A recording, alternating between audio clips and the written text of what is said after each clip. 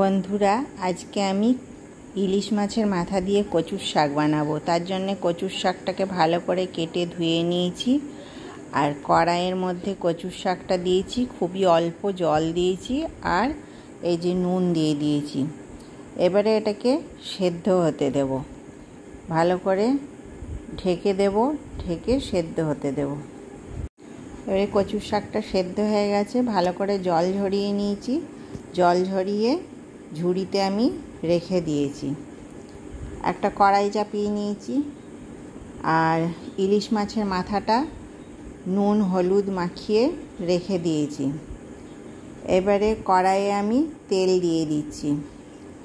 ইলিশ মাছের মাথাটা এর মধ্যে ভেজে নেব। তেলটা গরম হয়ে গেছে, মাছের মাথাগুলো আমি ছেড়ে দিচ্ছি।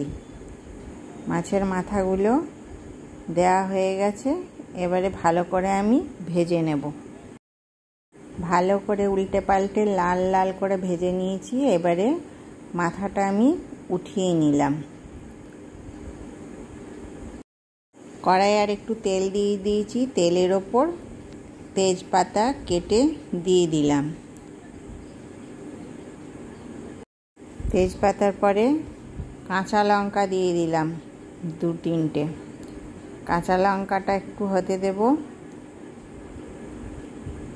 তেজপাতা কাঁচা লঙ্কাটা হয়ে গেছে, এবারে কিছুটা রসুন কুচি দিয়ে দেব। আর দিয়েছি একটুখানি কালো জিরে। এবারে সেদ্ধ করা কচুর শাকটা আমি দিয়ে দিলাম কড়াইয়ের মধ্যে। খুব ভালো করে নেড়ে নেবার পর আমি নুন দিলাম আর হলুদ দিয়ে দিলাম। এবারে ভালো করে আবার নেড়ে নেব।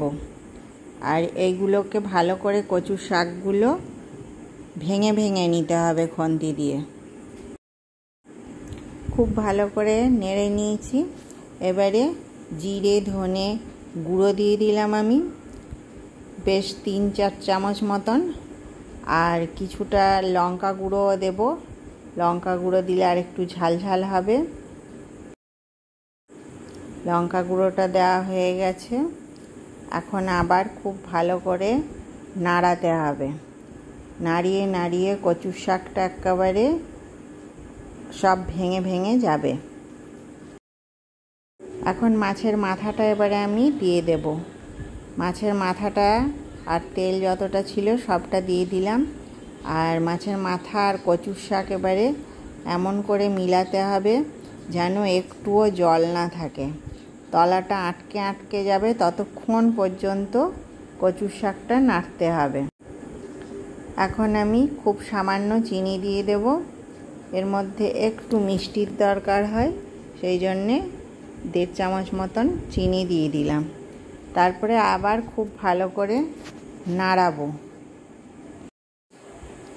দেখুন, এবারে তলার দিকটা অনেক লেগে লেগে যাচ্ছে, মানে এবারে সব জলটা শুকিয়ে গেছে। এইভাবেই আপনারাও কচুর শাক বানাবেন। আর কচুর শাক গরম ভাতে খেতে খুব ভাল লাগে ইলিশ মাছের মাথা দিয়ে।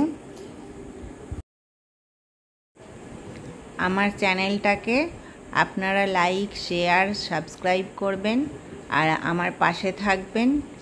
নমস্কার।